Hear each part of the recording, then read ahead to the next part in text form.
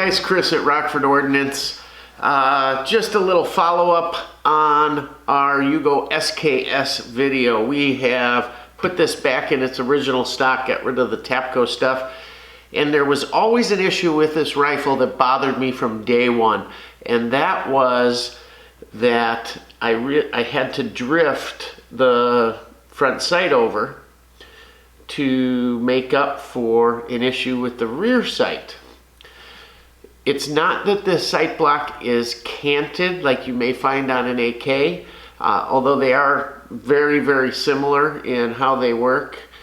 The actual issue with this was that the rear sight leaf was angled over. And what causes that usually, now you can get in there, remove the rear sight leaf, and see if there's something obstructing where the pins go through. There's two little pins on each side of the sight leaf. That may take care of it, but more than likely it's just a machining issue from the factory originally. Either the little tits on the rear sight leaf are maybe off or canted, or the holes in the sight block are elongated or drilled crooked, or some process in the machining went a little off. Now, it's not a lot. You can see that it's only canted a little bit over. When you put it up like this, you'll be able to see it leaning because, of course, a small angle here makes a bigger difference here. And it's always been off to the left. So what we're going to do is bring it back right by adjusting either the holes in the sight block or the pins on the sight leaf. So come on along, take a look. We'll show you how to do that, and I'm going to show you the quickest, easiest way to get one of these sights off. There's all kinds of guys messing around with things. This takes 2 seconds. So the easiest way I can show you to get these sights off is like this. A lot of guys will want to put a punch in there, raise it up, get a screwdriver, push down on the spring and all of that. Craziness. Just get a good sized punch that'll fit between the ears here. Grab the edge of it, and I'm going to try to get the right angle so you guys can see. I usually try to put my hand here to catch it when it comes off, but let's see if we can do this on camera where you can see it. One good punch with a hammer, and it comes off right in your hand like that. That's it, guys. Simple as that. None of this messing around. And then you can just get a pick in here and take the leaf spring out as well. So, easy way to do it, right?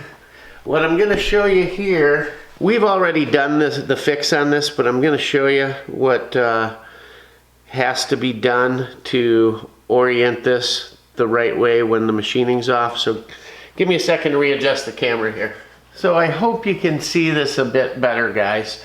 But the leaf spring essentially, or the rear leaf sight essentially sits in there like this. And it's 2 pins riding in these holes. Now, if they're perfectly perpendicular, the sight should sit straight. If, however, those holes are drilled off or these pins are off, the sight may sit a bit crooked like that, or crooked like that, depending on which side it's canted toward.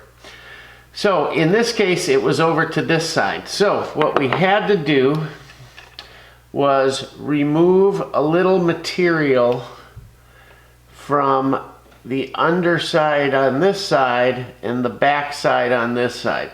Now, we could have straightened out the holes here, but it's much easier to replace a rear sight leaf if we screw up than it is to replace the sight block. So essentially that's what you want to do. You want to take a look at it, you know, look at things and assess the situation, and just by looking at it you'll be able to see, well, what makes sense as to what side I have to take off.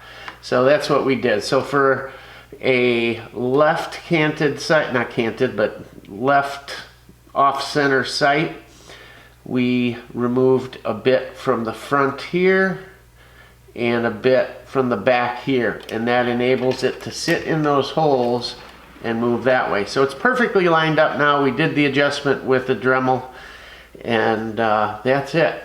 Now, simple way to put these things back on while I have it on camera here.